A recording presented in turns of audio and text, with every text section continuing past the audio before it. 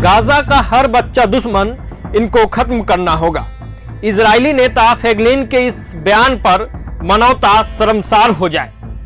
इस बयान के बाद विरोध में इजराइल के अंदर भी स्वर उठने लगे हैं। मानवाधिकारों पर उठे सवाल, अंतर्राष्ट्रीय बिरादरी ने भी दिखाई है नाराजगी।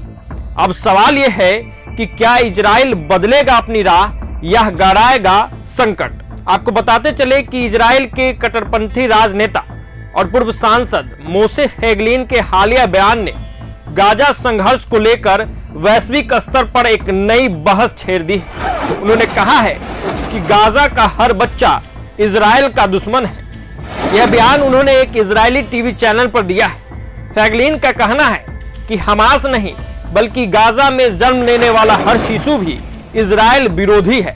ऐसे में गाजा पर पूरी तरह नियंत्रण करना, वहां के बच्चों तक को मिटा देना हमारी जरूरत बन गया है।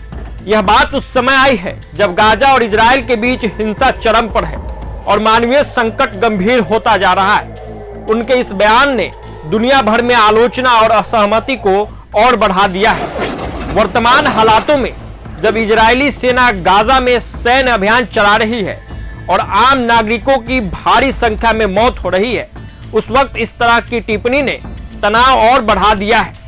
इसी दौरान इजराइल के ही पूर्व उप सेना प्रमुख गोलान ने फेगलिन के इस बयान की निंदा की है।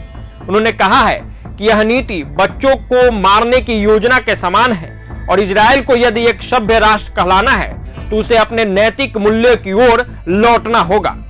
फेगलिन के बयान ने न केवल अंतर्राष्ट्रीय समुदाय को बल्कि इजराइल के भीतर भी तीव्र प्रतिक्रियाएं आने लगी है। गोलान ने इसे मानव अधिकारों का घोर उल्लंघन बताते हुए इजरायली नेतृत्व को मूल्यहीन करार दिया है। इस बीच ब्रिटेन ने गाजा में बढ़ते संघर्ष के मद्देनजर इजराइल के साथ व्यापार वार्ता स्थगित कर दी है और लंदन में इजरायली राजदूत को तलब किया है। ब्रिटिश प्रधानमंत्री कीर स्टारमर ने इजरायली कार्रवाई पर गहरी चिंता व्यक्त की है। गाजा में मौजूदा हालात ने पूरी दुनिया को हिला दिया है। फिलिस्तीनी स्वास्थ्य मंत्रालय के अनुसार 7 अक्टूबर से अब तक गाजा में 53,000 से अधिक लोगों की मौत हो चुकी है। संयुक्त राष्ट्र और अन्य अंतर्राष्ट्रीय संस्थाएं लगातार मानवीय सहायता भेजने की मांग कर रही है। हाल ही में संयुक्त राष्ट्र ने 5 ट्रक गाजा में भेजे, जिनमें बच्चों के लिए खाद्य सामग्री और दवाएं शामिल थी, लेकिन हालात अभी भी बेहद चिंताजनक बने हुए हैं। इजरायली नेतृत्व और उसकी सैन्य नीति पर पश्चिमी देशों की आलोचना तेज हो रही है। फेगलिन जैसे बयान पर अब इजराइल की नैतिक छवि पर भी प्रश्न चिन्ह लग रहे हैं। ऐसे में बड़ा सवाल यह है कि क्या इजराइल अपनी रणनीति में बदलाव करेगा या फिर यह संघर्ष और अधिक गहराएगा। पूरी दुनिया की निगाहें अब इजराइल के अगले कदम पर टिकी हुई है। तो फिलहाल इस वीडियो में इतना ही। प्रभात खबर डिजिटल के लिए आदर्श कुमार की ये रिपोर्ट।